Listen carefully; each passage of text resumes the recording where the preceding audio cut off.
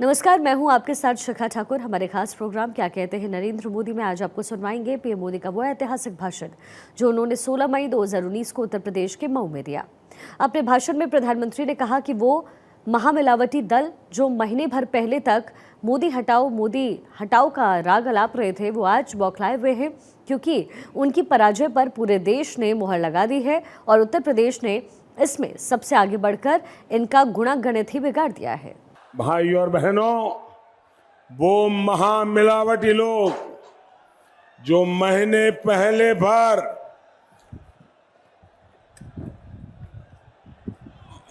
भर पहले तक मोदी हटाओ का राग आलाप रहे थे, वो आज बौखलाए हुए हैं। उनकी पराजय पूरे देश ने मुहर लगा दी है और उत्तर प्रदेश ने सबसे आगे बढ़कर इनका सारा गुणागणित ही बिगाड़ दिया है। इसलिए हर दिन उनकी गालियां बढ़ती जा रही है। भाई और बहनों, असल में देश इन महामिलावटी दलों की सच्चाई पहले दिन से जानता है। देश को पता है कि मोदी हटाओ का नारा तो बहाना था। असल में उन्हें अपने भ्रष्टाचार के पाप को छुपाना था। इसलिए ये जैसे तैसे कोशिश कर रहे हैं कि देश में एक खिचड़ी सरकार बन जाए। ये देश में एक मजबूर सरकार चाहते थे जिसे वो अपनी जरूरत के हिसाब से ब्लैकमेल कर सके। लेकिन ये नया भारत है, ये आतंकियों को घर में घुसकर मारता है और जो अपने घर को, अपने समाज को, अपने देश को कमजोर करना चाहते हैं, उन्हें अच्छी तरह पहचानता भी है, जानता भी है। भाई और बहनों, यहां उत्तर प्रदेश में सपा बसपा ने जाति के आधार पर एक अवसरवादी गठबंधन करने की कोशिश की।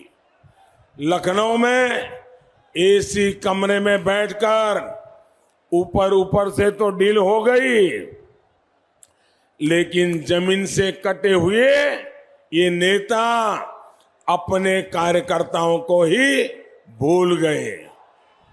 नतीजा ये कि सपा और बसपा के कार्यकर्ता आज भी एक दूसरे पर हमले कर रहे हैं।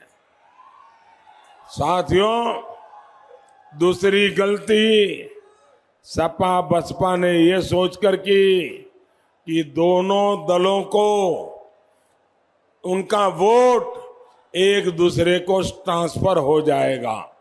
भाइयों और बहनों, इन लोगों ने कुछ जातियों को अपना गुलाम समझ लिया था। 2014 में पहली बार समझाने के बाद, 2017 में दूसरी बार समझाने के बाद, अब 2019 में उत्तर प्रदेश इन दलों को थोड़ा ठीक से समझाने जा रहा है कि जातियां आपकी गुलाम नहीं है। लोग ये अच्छी तरह समझते हैं कि वोट दिया जाता है विकास के लिए, वोट दिया जाता है देश को आगे बढ़ाने के लिए। भाइयों और बहनों, इन लोगों ने जाति के नाम पर सिर्फ सत्ता हासिल की और फिर सत्ता का उपयोग अपने लिए बंगले बनाने में, अपने रिश्तेदारों तक को करोड़पति अरबपति बनाने में किया है। अब बुआ हो या बबुआ हो, इन लोगों ने गरीबों से खुद को इतना दूर कर लिया है, इतना दूर कर लिया है। अपने आसपास इन लोगों ने पैसे की, वैभव की, बाहुबल की, अपने दरबारियों की इतनी ऊंची दीवार खड़ी कर ली है कि इन्हें गरीबों का सुख दुख नजर नहीं आता। भाइयों और बहनों, इन महामिलावटी लोगों से अलग मैं बहुत ईमानदारी से प्रयास कर रहा हूं कि गरीब की जिंदगी आसान हो। दशकों से उसे जिन सुविधाओं का इंतजार था, मैं उसे वो मुहैया कराने में जुटा हूं। गरीब को पक्का घर मिले, घर में बिजली का कनेक्शन हो, गैस का कनेक्शन हो, शौचालय हो, बैंक में खाता हो, उसके बच्चे का समय पर टीकाकरण हो, उसे सस्ता इलाज मिले, उसे सस्ता राशन मिले, उसके घर तक सड़क पहुंचे। इन लक्ष्यों पर हम काम कर रहे हैं। साथियों, मैं उन किसान परिवारों के बैंक खाते में सीधी मदद देने में भी जुटा हूं, जिनको खेती से जुड़े छोटे छोटे खर्च के लिए कर्ज लेना पड़ता था। साथियों, एक तरफ आपका ये सेवक देश की बेटियों को सशक्त करने में जुटा है, वहीं ये महामिलावटी वोट के लिए बेटियों का अपमान करते हैं। मुस्लिम बहनों को 3 तलाक के नर्क से मुक्ति दिलाने का बीड़ा भी हमारी सरकार ने उठाया, लेकिन इन महामिलावटी लोगों ने मिलकर मुस्लिम बहन बेटियों को इंसाफ मिलने में रोड़े अटकाए।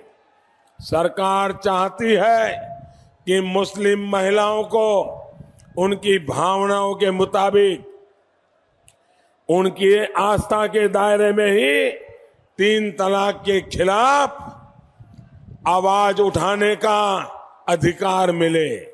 लेकिन ये महामिलावटी दल ऐसा भी होने नहीं दे रहे।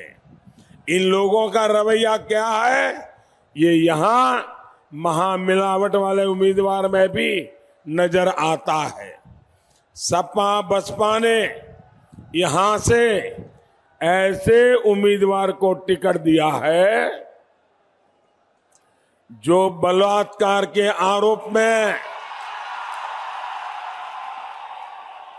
भगोड़ा है। समाजवादी पार्टी का तो इतिहास यूपी के लोग जानते हैं, लेकिन बहन जी, क्या आप ऐसे उम्मीदवारों के लिए वोट मांगेगी? भाइयों और बहनों, सपा के समय यूपी में बेटियों की क्या स्थिति थी, ये सब जानते हैं। लेकिन बहन जी, महिला सुरक्षा को लेकर आपका बर्ताव भी अब सवालों के घेरे में है। कुछ दिन पहले राजस्थान के अलवर में एक दलित बेटी के साथ गैंग रेप किया गया था। वहां बहन जी के समर्थन से कांग्रेस की सरकार चल रही है। कांग्रेस की सरकार ने चुनाव को देखते हुए उस दलित बेटी के साथ हुए इस राक्षसी अपराध को छिपाने की कोशिश की।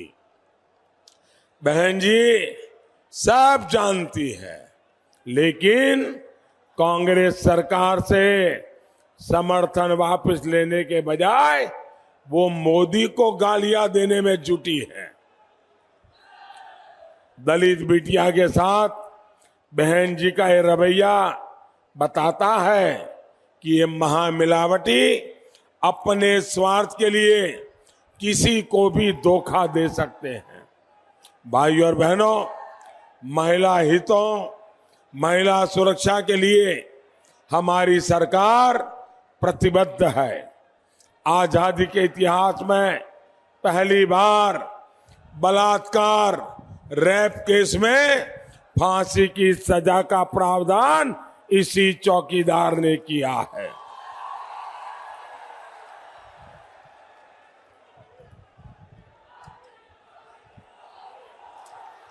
मैं यहाँ की महिलाओं को, पूरे पूर्वांचलों की महिलाओं को विशेष आग्रह करूंगा कि वो ऐसे महिला विरोधी दलों के खिलाफ पूरी ताकत से मतदान करें। महिलाओं की गरिमा, उनकी मर्यादा, उनके हितों के लिए मतदान करें। कमल के निशान पर बटन दबाने का मतलब है बलात्कारियों को फांसी की सजा।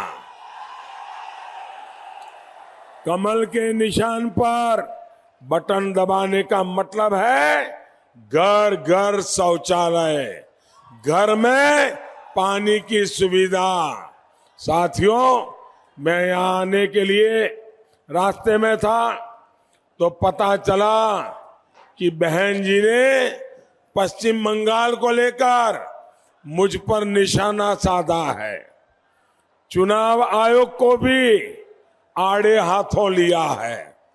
मैं तो सोच रहा था कि जिस तरह ममता दीदी वहां पर यूपी, बिहार, पूर्वांचल के लोगों पर निशाना साध रही है, उन्हें बाहरी बताकर अपनी राजनीति कर रही है।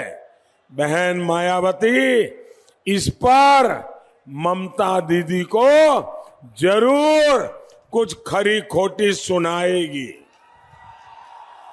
लेकिन ऐसा नहीं हुआ, क्योंकि उनको आपकी चिंता नहीं है।